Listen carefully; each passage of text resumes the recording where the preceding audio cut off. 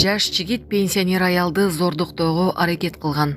Төө Ашуудагы көчкү 6 жеңил унааны жана 1 кичи автобусту басып калган. Каршы тилгеге чыгып милиция кызматкерин ыргыта сүзгөн. Жана башка жаңылыктар түрмөгү видеого лайк басып, Манас ТВ каналга катталып, акыркы жаңылыктардан кабардар болуп туруңуз. Бишкекте Lexus айдоочусу каршы тилкеге чыгып, инспекторду чоң ылдамдыкта капотту сүйрөп, андан соң аны ыргытып жиберип качып кеткен. Окуя түштөн кийин Айтматов менен Москва көчөлөрүнүн кесилишинде болгон. Lexustун мамлекеттик номерлери жок болгон. Кадрларда милиция кызматкеринин жерге кулап араң туруп жатканын көрүүгө болот. Аны госпиталга жеткиришкен. Бул боюнча бейбаштык негизинде кылмыш иши козголуп, Бишкекте кармоо планы жарыяланган. Кылмышкерди издөө иштери улантылууда. Төө Ашуудагы көчкү 6 жеңил унааны жана 1 кичи автобусту басып калган. Кече 22 январда саат 18:04 чамасында Бишкек Ошуна жолунун 132 чакырымында эки жерге кар көчкү түшкөн. Бул тууралуу ОКМден билдиришти. Кар көчкү 6 жеңил унааны 1 кичи автобусту басып калган. Анын ичинен 1 унааны кар көчкү толук басып калган. Жерине Өзгө жок кырдаалдар министрлигинин Тоо-Кен куткаруу кызматынын жана Чүй облусу боюнча башкармалыгынын башчысы жетектеген ыкчам топ 3 куткаруучу, ЖДден 2 жүктөгүч, 1 грейдер, 2 экипаж тартылган. Куткаруучулар кар көчкүнүн астында калган унадан 4 адамды куткарышып, бири эс үчүн жоготкон аялды тез жардам кызматына өткөрүш берген. Жерине министр Бобек Ажекеевдин көзөмөлүндө тазалоо иштери жүрүп жатат.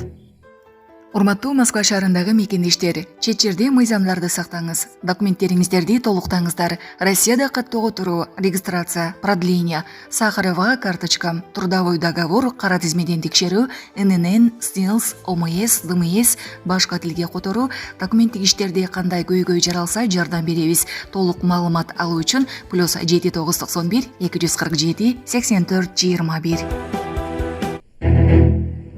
Жаш жигит пенсионер аялды зордуктоого аракет кылган. Орусиянын Ставрополь шаарындагы базарлардын биринде жаш жигит пенсионер аялды зордуктоого аракет кылган учур видеого түшүп калган. Бул тууралуу Телеграмдагы Нехта каналы кабарлады. Окуянын күбөлөрү тез арада жардамга келип, кылмыштын алдын алышкан. Бул окуя коомчулукта кызуу талкуу жаратып, коомдук жайларда коопсуздук чараларын күчөтүү маселесин кайрадан күн тартибине алып чыкты. Туркияда кыргызстандык келин күйөөсү тарабынан сабалган. Анталияда кыргызстандык аял катуу сабалганын коомдук ишмер Ассол Молдукматова жазып, сүрөтүн соц тармакка жарыялады. Анын айтымында мекендешти күйөөсү уруп сабап, ага бычак менен кол салып баласын тартып алган.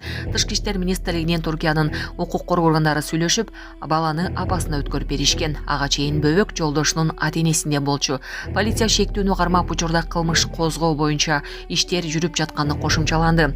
Министрлик ишти көзөмөлдөп турарын Анталиядагы башкы консулдуктун кызматкерлери адвокаттар менен байланышып, жабырлануучуга юридикалык кеңештерди берип жатканы белгиленди. Орусияда 24 жаштагы кыргызстандык бийиктен кулап каза болгон. Үй бүлөсүнө кенемде берилди. Эмгек министрлигинин Орусиядагы өкүлчүлүгү Кыргызстандын жаранынын сөөгүн алып келүүгө, кенемделерди алууга көмөк көрсөттү. Альянс курулуш компаниясынан 2 миллион рубль өлчөмүндө кенемде төлөп берген. 2001-жылы туулган кыргызстандык жигит жумуш ордунда бийиктиктен кулап каза болгон. Өкүлчүлүктүн кызматкерлери маркумдун сөөгүн мекенине алып келүүгө байланыштуу документтерди даярдоодо зарыл жардам көрсөтүү үчүн номер 1 соттук медициналык өйлүкканага, ошондой эле Москва шаарынын тергөө комитетине барышкан.